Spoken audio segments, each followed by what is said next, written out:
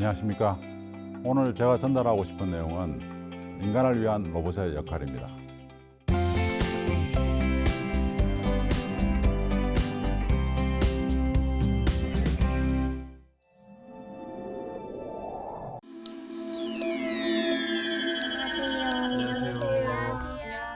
안녕하십니까. 저는 광운대학교 명예교수 김진호입니다. 21세기는 로봇의 시대라고 이야기합니다.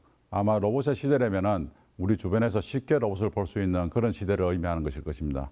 처음에는 소설 속에 상상력으로 등장하지만 현재는 현실 속에서 만날 수 있는, 어디서나 만날 수 있는 그런 존재로 되어가고 있습니다. 식당에서 만날 수 있고요. 운동장에서 만날 수 있는 그런 존재가 되고 있습니다. 로봇이 뭘까요? 로봇의 정의는 각자 마음속에 다르게 존재하고 있는 것 같습니다.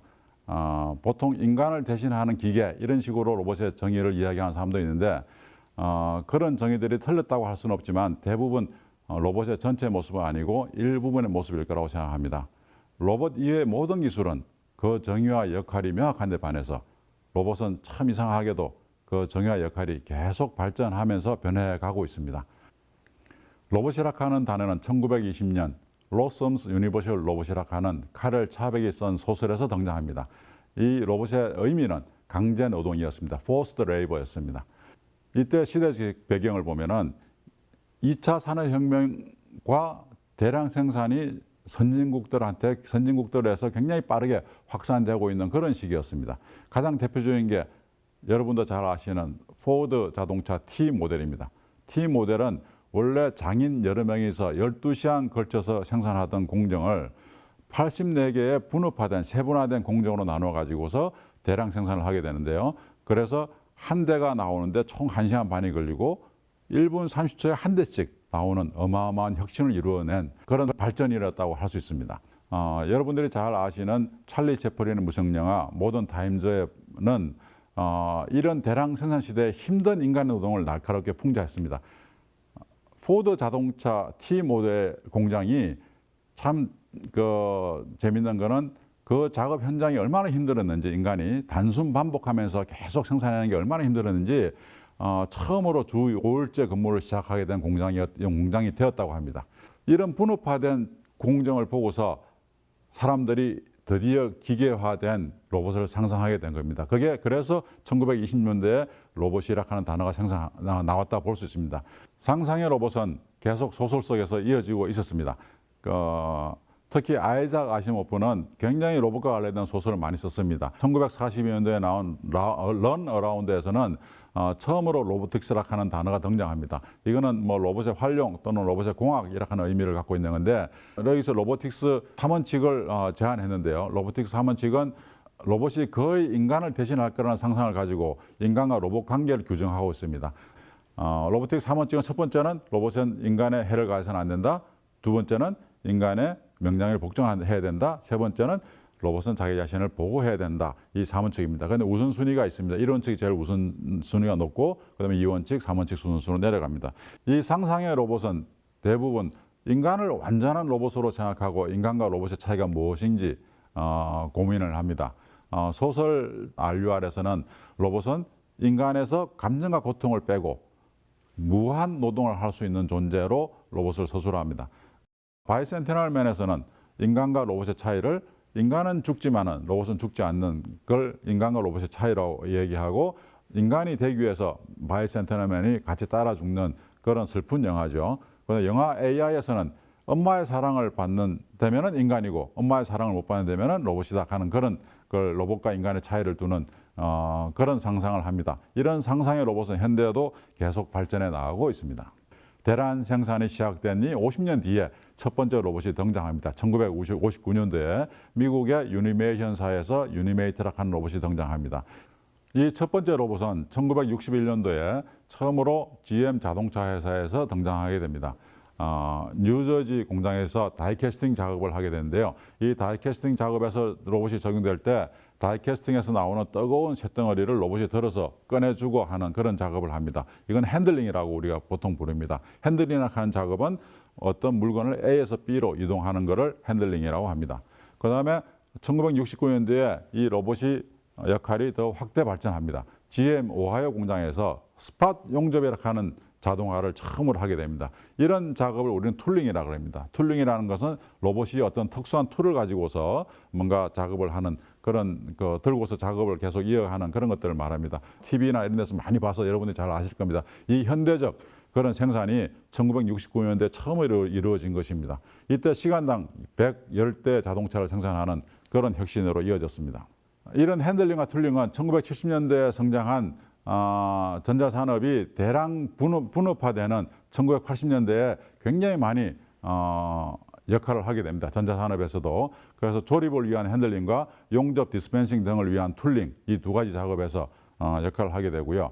그 다음에 1990년대 와서는 핸들링 중심의 로봇 활용이 반도체와 디스플레이에서도 이루어지게 됩니다. 이런 공장에서 적용되던 그 핸들링과 툴링 두 작업은 2000년대 오면서 공장 전체로 어떤 작업, 단일 작업들이 아니고 공장 전체로 확대되면서 스마트 팩토리 이런 이름으로 확대되면서 핸들링은 자동화된 장비들을 전체를 연결시켜주는, 자동화를 완성시켜주는 그런 자동화의 완성이라 하는 역할로 발전하게 됐고요.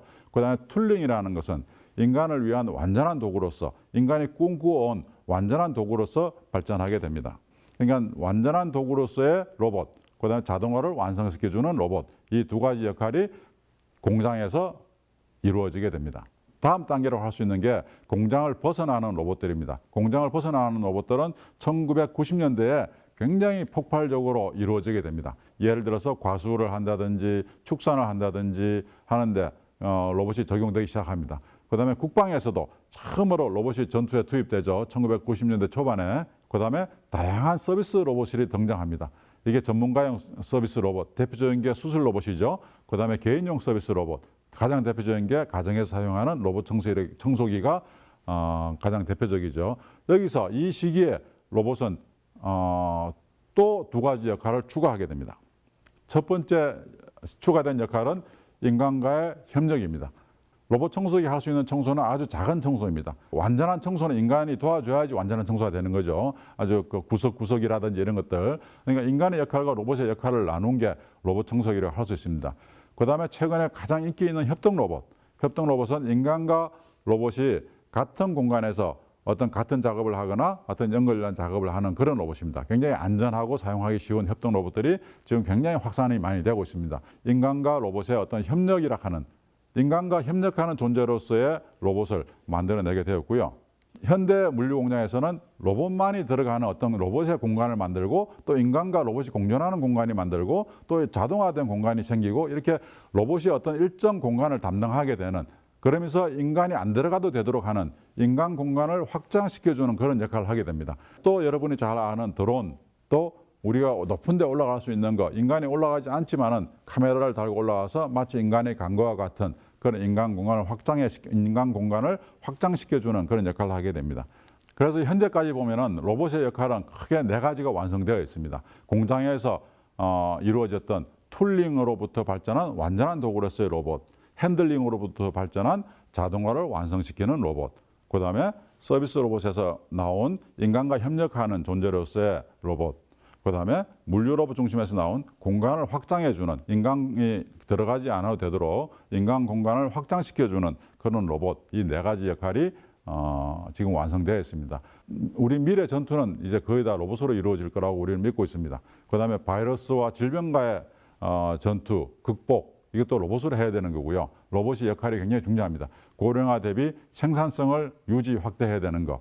그 다음에 인간을 존중하는 4차 산업혁명을 완성시키기 위해서 우리는 로봇이 필요합니다. 여기까지 잘 들으셨습니까? 질문 있으시면 질문해 주세요. 네, 그쪽에. 상상이 현실로 된 로봇의 역대기가 정말 인상 깊게 느껴졌습니다. 그렇다면 교수님께서 상상하는 미래의 로봇은 어떤 모습일지 궁금합니다. 제가 상상하는 로봇의 모습은 인간이 하는 모든 지금 수많은 직업 있지 않습니까? 그 직업만큼의 어떤 다양한 로봇이 종류가 나올 거고요. 그 로봇은 하나의 모습이 아니고 인간을 닮은 하나의 모습이 아니고 각자 다른 모습으로, 어떤 건 자동차의 모습, 어떤 거는 뭐 세탁기의 모습, 이런 식으로 청소기의 모습 이런 식으로 되는 것처럼 모두 다양한 모습으로 지능화되고 연결되고 하는 그런 로봇 로봇화된 세상으로 발전해 나가는 것, 이게 제가 상상하는 미래의 모습입니다. 그 중에서 제가 중점적으로 하고 있는 일은 세포 치료제라고 하는 의학 부분이 있습니다. 거기서 이런 세포들을 추출하고 배양하고 그다음에 주사제로 만들어서 인간한테 공급하는 맞춤 의학에 해당하는 거거든요. 인류의 모든 질병에 해결책을 제공할 수 있는 거라고 믿고 여기에 필요한 완전한 로봇 자동화를 지금 연구 개발하고 있습니다. 그러면 우리는 이 로봇에 왜 쉽게 다가가지 못할까요? 많은 기업이나 사람들이 인간을 대신하는 로봇을 개발하고자 합니다. 이건 아직 기술이 부족해서 하기가 어렵습니다. 하나의 로봇이 새로운 종으로서 인간 사회에 하나에 존재하기 위해서는 어려운 네 가지 계단을 넘어가야 됩니다. 첫 번째 계단은 로봇을 개발하는 겁니다. 이 로봇을 개발해서 우리는 모션을 만들어내야 되는데요. 이건 로봇은 굉장히 종합적인 학문이고 여러분들이 이 안에 들어가 있는 다양한 기술들이 있다 하는 걸 여러분들이 알지 않습니까? 그래서 이것도 극복을 해야 되는 첫 번째 계단이라고 할 수 있습니다. 두 번째 계단은 로봇 시스템 개발인데요. 이건 로봇에 작업을 부여하는 그런 거라고 볼 수 있습니다. 인간한테 쉬운 거는 로봇한테 어렵고 로봇한테 쉬운 거는 인간한테 어렵다는 겁니다. 인간이 지금 하던 작업을 로봇으로 대신한다 하는 거는 로봇 입장에서는 굉장히 어려운 일이고 되더라도 굉장히 효과적이지 않고 비효율적이 되는 그런 거죠. 그래서 그 작업을 어떤 재설계하는데 그런 과정이 필요한 게 여기서 굉장히 어려움이라고 할 수 있습니다. 이 로봇 시스템 개발이 끝나고 나면은 그 다음에 인간 로봇 시스템 개발이 기다리고 있습니다. 여기서 비로소 인간과 로봇의 어떤 역할 분담이 이루어지고 인간과 로봇의 어떤 공간 분할 또는 같은 공간에서 작업을 할지 이런 인간 공간을 어떻게 확장해 줄 거냐 이런 내용들이 완성이 됩니다. 그다음에 마지막으로 사회가 받아들여야 되는 사회적 합의를 이끌어내야 되는 마지막 계단이 또 남아 있습니다. 종합적으로 이 네 가지 계단, 로봇 개발, 로봇 시스템 개발, 인간 로봇 시스템 개발, 인간 로봇 사회 개발 이 네 가지가 다 돼야 되는데 평균 한 20년씩 지금까지 성공한 로봇들 보면 약 20년씩 걸린다고 할 수 있습니다. 이 네 가지 계단을 이제 살펴보면은 로봇은 로봇공학의 수준에서 벗어나 이제 로봇학이라고 해야 되는 수준까지 발전했습니다. 왜냐하면 인간과 사회 역할이 굉장히 중요하기 때문입니다. 그래서 로봇학의 목적은 로봇을 더 로봇답게, 인간을 더 인간답게 하는 것이라고 생각합니다. 또는 인간다움과 로봇다움의 어떤 최적 결합을 만들어내는 것이라고 생각합니다. 우리나라가 지금 세계적으로 1등하고 있는 분야가 있습니다. 그게 로봇 산업 밀도라 하는 건데요. 산업 인구 10,000명당 로봇을 몇 대 쓰고 있냐. 지금 이제 우리나라는 압도적으로 지금 1위를 하고 있습니다. 약 한 900대 정도를 지금 쓰고 있다 그래요. 10,000명당. 그 부분에 1위를 하고 있는데 근데 그 로봇을 채우고 있는 거는 우리나라에서 만든 로봇이면 좋겠는데 많은 로봇들은 일본에서 도입한 로봇들이 많죠. 이제 그런 것들은 이제 우리가 바꿔 나오고 있는 상황이고 우리나라가 어떤 국가적, 국민적 관심은 전 세계에서 로봇에 있어서는 1위입니다. 모든 지역에서 전라도, 경상도, 충청도 다 모든 지역에서 다 로봇을 또 도시에서 각각 다른 로봇을 하려고 그래요. 이게 장점이 될 수 있고 단점이 될 수 있겠죠. 단점은 적은 경쟁력을 분산시키는 게 단점이고 그 다음에 이게 각각 열심히 해서 성공하면은 우리나라는 전체적으로 로봇 강국을 갈 수 있는 빠른 길이 될 수 있는 거기 때문에 그래서 이걸 잘 매니징하고 한다면은 우리는 다른 나라들보다 빠르게 로봇화를 진행할 수 있는 그런 가능성을 갖고 있는 나라라고 할 수 있습니다. 로봇 산업을 전체를 이끄는 두 축이 있는데요. 하나는 제조업 쪽이고 공장에서 제조업 쪽이고 또 하나는 국방 쪽입니다. 그런데 아직 우리나라는 국방 쪽이 충분히 지금 준비가 안 돼 있는 것 같은데 왜 이 두 가지가 중요하면은 제조업은 머니플레이터 중심, 핸들링, 킬링 중심이 많고 국방 쪽은 이동 로봇 중심이 많습니다. 이동 로봇 중심이 많고 그래서 이 두 가지가 완성이 되면은 나머지 분야들은 이 두 가지 기술의 결합으로 다 할 수 있는 것들이 많습니다. 그래서 이게 두 가지 분야가 중점이 돼야 되고요. 특히 분단국인 우리나라에서는 이 국방 로봇도 무시할 수 없이 중요하고요. 절대 가야 되는 길입니다. 로봇의 어려운 네 계단을 제가 말씀드렸는데 그 네 계단을 잘 이해하고 아주 전략을 잘 짜야 됩니다. 로봇부터 시작해서 사회까지 가는 거는 너무 많이 걸리기 때문에 로봇화를 접근하는 프로세스가 우리가 많이 개선돼야지 이 네 가지 계단을 동시에 시작할 수 있습니다. 하나 끝나고 하나 한 계단씩 올라가는 게 아니고요. 로봇화 과정을 보면은 그래서 좀 더 지혜로운 접근 전략, 그 과정의 개발 이런 것들이 되면은 우리나라가 로봇화에 좀 더 앞당길 수 있는 그런 계기가 될 것 같습니다. 로봇은 지금까지 인간이 개발한 기술과는 매우 다릅니다. 지금까지 개발한 모든 기술들은 인간을 사용자로 대우해 주지만은 로봇은 인간을 단순히 사용자로 대우하지 않는 첫 번째 기술입니다. 로봇은 그들이 잘할 수 있는 작업으로 변경해 달라고 인간한테 끊임없이 요구를 합니다. 그거는 인간한테 쉬운 작업이지 나한테는 어려워요. 자기가 잘할 수 있는 작업을 변경해 달라고 요구하고 있고, 또 인간과 역할 분담하도록 그 부분은 인간이 해주세요. 이건 제가 할게요. 하는 식으로 인간과 조화로운 역할 분담을 계속 할 수 있도록 어떤 공간 분할도 마찬가지고 그런 걸 할 수 있도록 요구하는 게 그런 게 로봇이 다른 기술과 다른 점입니다. 로봇은 쉽지 않고 어렵더라도 우리가 꼭 가야 하는 길입니다. 로봇은 우리 인간이 보다 더 인간답게 사는 세상을 만들어주기 때문입니다. 미래에는 앞에 이야기한 네 가지 로봇 역할에서 더 많은 역할이 추가될 것입니다. 또 그 역할들은 다양한 수많은 조합을 만들어낼 것입니다. 우리는 로봇을 잘하는 것도 중요하지만 로봇을 통해서 어떤 사회를 만들고 싶은가 논의하는 게 더 중요합니다. 저는 우리나라가 올바른 로봇 정신을 바탕으로 빠른 로봇화를 이끌어내는 나라가 되길 바랍니다.